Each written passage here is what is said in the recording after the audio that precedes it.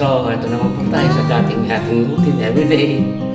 At ito naman po, magre-ready na naman po tayo ng pagkain sa ating mga alaga. So, ngayong umaga po, may ibang ingredient akong ilalagay.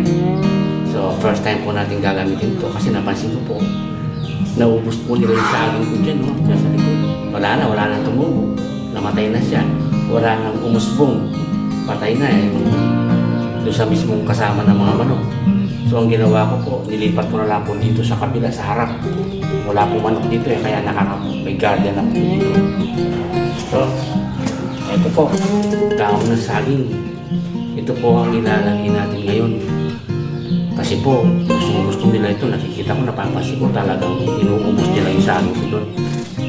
So, ito po, daon ng saging. I-grinder natin mamaya.